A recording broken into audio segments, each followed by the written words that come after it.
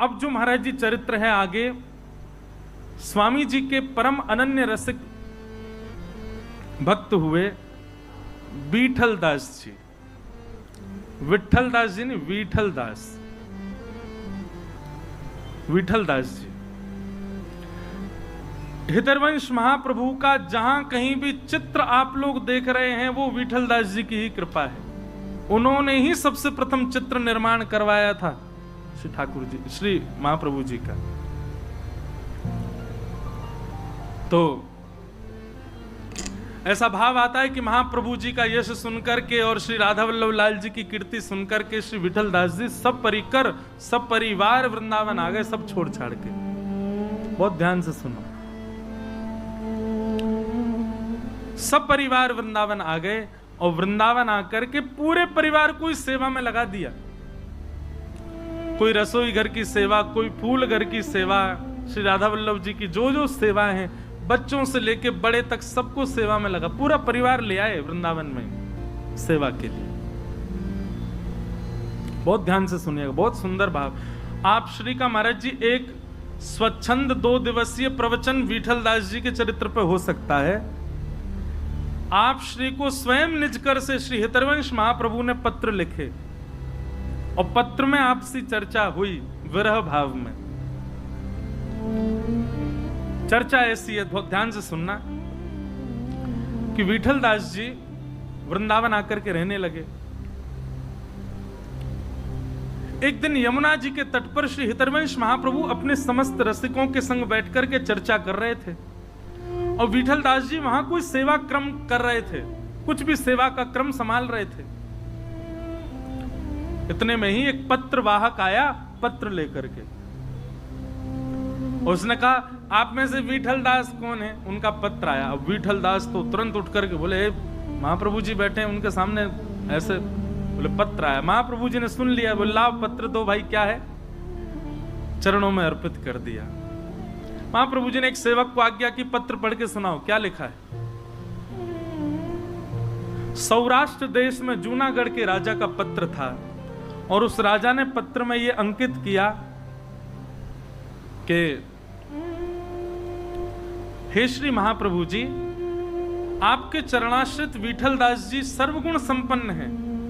भक्ति भाव से लेकर के सामाजिक क्रिया एवं सारे गुण लिखे थे विठल दास जी के। और विठल दास, वो सेवक पढ़ के सुनावे और विठल दास जी का मन ऐसा होवे, मेरे गुण क्या सुना रहे हैं। बार बार नीचे नतमस्तक करके हरवंश महाप्रभु के सामने बैठे।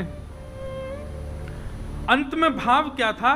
उन्होंने कहा कि हम विठल दास जी के सर्व गुणों को देखते हुए सब राजाओं के मत से यह निर्णय आया है कि आप श्री को जूनागढ़ का प्रधानमंत्री बनाया जाए। हम विठल दास जी को प्रधानमंत्री के रूप में नियुक्त करना चाहते हैं। आप कृपा करके देश कल्याण के हित में थोड़ा विचार करें और विठल दास जी को जूनागढ़ भेज दें। हम ससम्मान प्रधानमंत्री की गद्दी पर उनको बिठाना चाहते। राजा का पत्र था।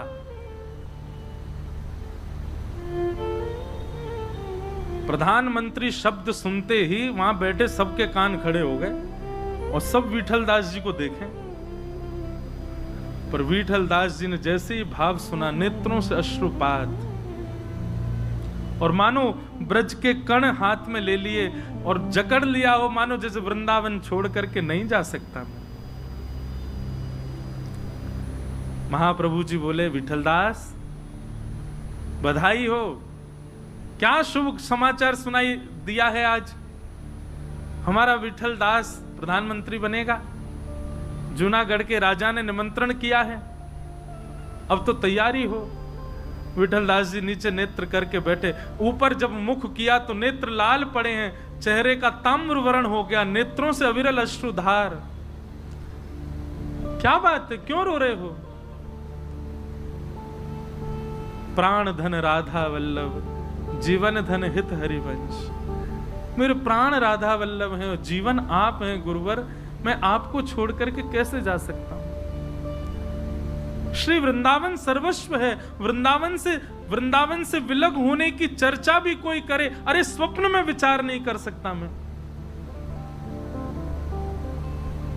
आज मुझे अपने ऊपर कष्ट लगता है कि मैं क्यों इतने गुण युक्त हूं कि जिन गुणों को देख करके मुझे कोई प्रधानमंत्री, जिन गुणों से राधा वल्लभ जी छूट रहे हैं, जिन गुणों से वृंदावन छूट रहा, जिन गुणों से मेरे गुरुदेव के चरणारविंद छूट रहे हैं, उन गुणों पर आज मुझे क्रोध आ रहा है कि ये गुण क्यों है मेरे अंदर। महाप्रभु जी ने समीप बुलाया, विठलदास इधर आओ, सिर पर हाथ फेरने लगे। देखो, हम सबके जीवन में जब दुख आता है, बहुत ध्यानपूर्वक सुनिएगा महाप्रभु जी की वाणी, हम सबके जीवन में जब दुख आता है तो हम क्या कहते हैं? प्रारब्ध है, भोग लो। हम सबके जीवन में जब कष्ट आता है, पीड़ा आती है, तो हम कहते हैं प्रारब्ध है, पूर्व जन्म का कर्म है, भोग लो। लेकिन उसी प्रारब्ध से जब सुख आ रहा है तो संसार के लोग तो नहीं छोड़ते, परम वैष्णव उसका त्याग कर देते हैं। क्यों? जब प्रारब्ध से दुख भोगा गया तो प्रारब्ध से उपस्थित होने वाला सुख भी भोग लो। बस याद रहे, चित्तवृत्ति हमारी वहीं रहे जो हमारी ठौर है, चित्तवृत्ति वहां से नहीं हटनी चाहिए। नहीं तो प्रारब्ध में आने वाले सुख को भोगना कोई गलत नहीं है। बंधुओं, इसको आप ऐशो आराम में मत ले लीजिएगा। ज्यादा पैसा हो गया तो भोग विलास पान खान में उनको नष्ट करना, वो तो पाप है। उपस्थित भोग किसको कहते हैं? उपस्थित भोग मतलब आपकी मेहनत करने पर, श्रम करने पर आपको जो सुख मिल रहा है, सही सलामत, बिल्कुल स्पष्ट रूप से, कोई जबरदस्ती आप उसके पीछे पड़ करके उसको नहीं भोग रहे, उस सुख को भोगने को उपस्थित भोग कहते हैं। विठलदास, तुमने कोई प्रयास थोड़ी किया प्रधानमंत्री बनने का या प्रधानमंत्री की पदवी का, ये तो तुम्हारे प्रारब्ध से तुमको एक उपलब्धि मिल रही है, क्यों नहीं इसको स्वीकार करते हो? भगवान प्राण छोड़ने के लिए कह दो, मुझे स्वीकार है, क्योंकि कम से कम उसके बाद ये तो रहेगा कि नव वृंदावन, निकुंज वृंदावन में प्रवेश मिल जाएगा। पर वृंदावन नहीं छोड़ सकता मैं तन में रहते हुए। महाप्रभु जी ने आज्ञा की, देखो सब छोड़ करके मैं भी वृंदावन जा रहा था, पत्नी बच्चे परिवार सब कुछ छोड़ दिया था, वृंदावन जा रहा था। तभी बीच मार्ग में आज्ञा हो गई श्री जी की कि आत्मदेव की कन्याओं से ब्याह करो। किया, अपनी स्वेच्छा ना होते हुए भी श्री जी की आज्ञा मान करके ब्याह किया। लोगों ने बहुत बातें बनाई, बताओ सन्यास लेने जा रहे थे, पत्नी बच्चों को छोड़ दिया, उसके बाद में फिर वहां 2 ब्याह कर लिए। पर मैं जानता हूं, तुम जानते हो, राधा वल्लभ जी जानते हैं कि वो स्वेच्छा नहीं थी, श्री जी की आज्ञा थी। और वो कोई भोग विलास और संसार के किसी सुख को भोगने के लिए नहीं था, केवल लीला विस्तृत करने के लिए वो क्रम था। लेकिन मैंने किया ना, क्योंकि श्री जी की आज्ञा थी। इसलिए विठलदास, मुझे तुम्हारे मन पर भरोसा है कि तुम वृंदावन का कभी त्याग नहीं कर सकते, पर मेरी पता नहीं हृदय से आज्ञा है कि तुम इस भाव को स्वीकार करो और तुम प्रधानमंत्री पदवी को स्वीकार करो। जाओ। रोने लगे, विलखने लगे, बोले वृंदावन से जाने की बात नहीं सुन पा रहा हूं गुरुदेव। तब महाप्रभु जी ने आज्ञा की, जाओ मैं तुम्हें आशीष देता हूं। अब तक तुम वृंदावन में रहते थे, पर अब वृंदावन तुम में विराजमान रहेगा। जब चिंतन करोगे राधा वल्लभ लाल जी का, जहां बैठे होगे वहीं वृंदावन प्रकट हो जाएगा, श्री जी सामने उपस्थित हो जाएंगे। जब चिंतन करोगे मैं सामने आ जाऊंगा, आशीष प्रदान करूंगा। मैं वचन देता हूं, जब तुम स्मरण करोगे यमुना जी प्रकट हो जाएंगी, गोता लगा लेना, वृंदावन तुम में रहेगा। तुम जहां जाओगे वृंदावन तुम्हारे संग रहेगा। जाओ। महाप्रभु जी की आज्ञा मान करके श्री विठलदास जी निकल पड़े। महाराज जी, इतना सुंदर प्रसंग है श्री विठलदास जी का। महाप्रभु जी ने विरह में 2 बार पत्र भेजा उनको, अद्भुत प्रसंग है वो भी। विठलदास जी गए, वहां जाकर के महाराज अभिषेक हुआ, दुनिया भर के राजा आए, सबने उनको सिंहासन पर बैठ करके अभिषिक्त किया। पर जब अभिषेक चल रहा था तब भी श्री राधा वल्लभ हित हरिवंश, जय जय श्री वृंदावन श्री वरचंद्र। आप प्रधानमंत्री बन गए। प्रधानमंत्री का एक राजकोष होता है, प्रधानमंत्री की नियुक्त एक सेवा, एक धनराशि होती है, उसको अपने भोग में भोगो। पर आप श्री ने क्या किया? उस धनराशि से असंख्य घोड़े खरीदे और उन असंख्य घोड़ों को जूनागढ़ से लेकर के वृंदावन तक के बीच की सेवा में लगा दिया। किस लिए? कि श्री राधा वल्लभ जी की नित्य प्रसादी, राधा वल्लभ जी की प्रसादी महाप्रभु जी पाएंगे, फिर महाप्रभु जी की शीत प्रसादी और राधा वल्लभ जी का चरणामृत। एक व्यक्ति घोड़े से लेकर के जितनी क्षमता उतनी दूर तक जाएगा, वहां दूसरा घोड़ा खड़ा है, वहां से व्यक्ति लेकर तीसरे घोड़े तक जाएगा, तीसरे से चौथे, पांचवें, छठवें, सातवें, और वह प्रसादी घोड़ों के माध्यम से, सैनिकों के माध्यम से जूनागढ़ पहुंचती। तब जाकर के जब उनके हाथ में पहुंचती, तब उसको पा करके अपनी प्रसादी से निवृत्त होते। अपने संपूर्ण जीवन काल में बोले पहले इनको कह दो, आप जाके हमारी श्री जी को लावे, तब करेंगे दर्शन। हमारी श्री जी तो नित्य वृंदावन में रहती हैं और वृंदावन मुझ में रहता है, इसलिए महाप्रभु जी, इसलिए राजा, मुझे आवश्यकता भी नहीं, मेरे तो चित्त में ही वृंदावन है, मैं तो जहां चाहूं वहीं दर्शन कर सकता हूं। अब इसमें दोष बुद्धि कई लोग कर सकते हैं कि बताओ गए वहां जाकर के भी दर्शन नहीं किया। परंतु बंधुओं, हमारे वृंदावन की कई रीतियां इतनी टेढ़ी हैं कि उनको समझना असंभव है। और विशेष रूप से रसिक त्रयी श्री हितरिवंश महाप्रभु का परंपरा, और इससे भी ज्यादा कठिन तो अभी कल प्रारंभ होगा श्री स्वामी हरिदास जी की परंपरा, वहां तो अलग ही रीत है। इसीलिए तो हमने कहा महलों की चर्चा बार बार इनको समझ में नहीं आएगी। बोले ठाकुर जी से पहो, पहले श्री जी सहित हमें तब देखेंगे। राजा बोले तुम इतने बड़े भक्त बनते हो, ऐसे बोल रहे हो जैसे तुम में ही वृंदावन है, जैसे ही कहा तुम में ही वृंदावन है। विठल दास जी बोले हाँ मुझ में ही वृंदावन है। बोले अच्छा, अगर तुम में इतनी सामर्थ्य, हमको दर्शन कराओ अपनी श्री जी का।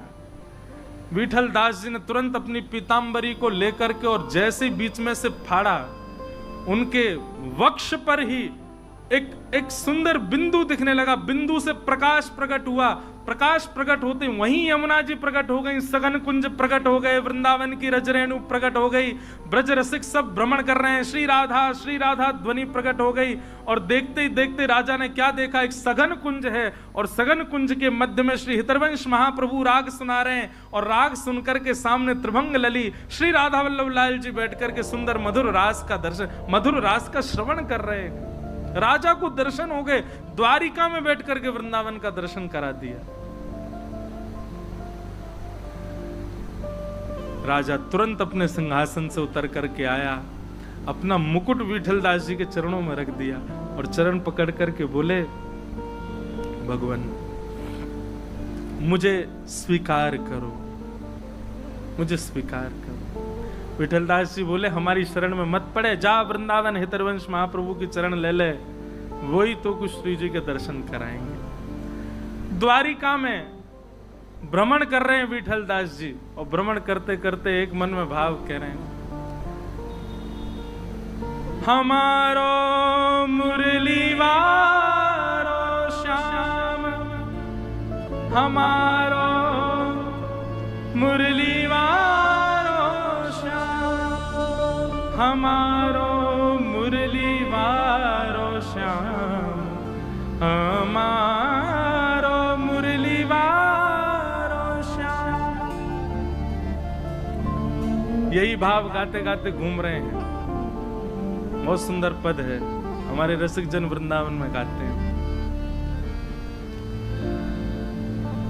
मुरली वारो श्याम हमारो, मुरली वारो श्याम हमारो, मुरली वारो श्याम हमारो, मुरली वारो श्याम हमारो, मुरली वारो श्याम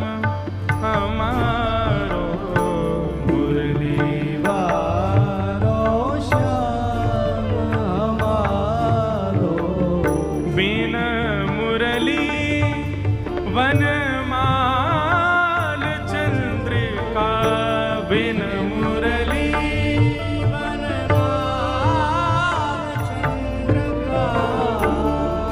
ध्यान से सुनिएगा, यही कारण है, यही भाव है श्री विठलदास जी का। बिन मुरली वनमाल चंद्रिका बिन मुरली वनमाल चंद्रिका नहीं पहचानत नाम,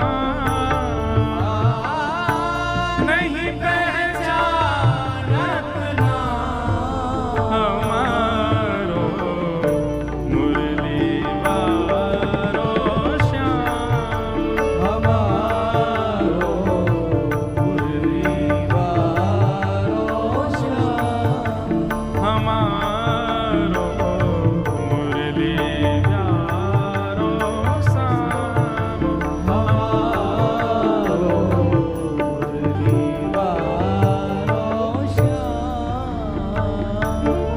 हे गोप रूप वृंदावन चारी, गोप रूप वृंदावन चारी। समझ रहे हैं भाव? बोले हमारो कन्हैया कौन सा है?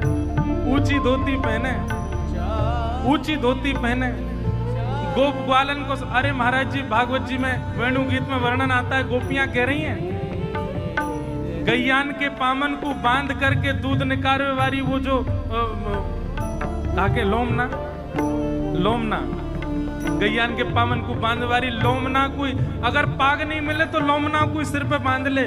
हमारा तो वो कन्हैया है जहाँ तो मुकुट पहन करके शंख चक्र गदा पद्म लेकर के महाराजा धीराज महाराज द्वारिकाधीश। बोले जी हमारो कन्हैया एक प्रकार से ऐसा कह लो कि मानो ब्रजवासी कह रहे हमने तो ग्वारिया रूप में देखो यहाँ राजा बन गो आके। गोप रूप वृंदावन चारी, गोप रूप वृंदावन चारी, ब्रज जन पूरण का, ब्रज जन पूरण का, ओ याही सो हित चित बाढ़ो नित, याही सो हित चित बाढ़ो नित, याही सो हित चित बाढ़ो नित, याही सो हित चित बाढ़ो नित। हे दिन दिन पल छीन या, दिन दिन पल छीन या, हमारो मुरली वारो श्याम, हमारो मुरली वारो श्याम, हमारो मुरली वारो श्याम, हमारो मुरली वारो। और कोई न कहीं तुम्हारो लाला कहाँ रहे? बोले 4 जगह ही रहे हमारो लाला। कहाँ?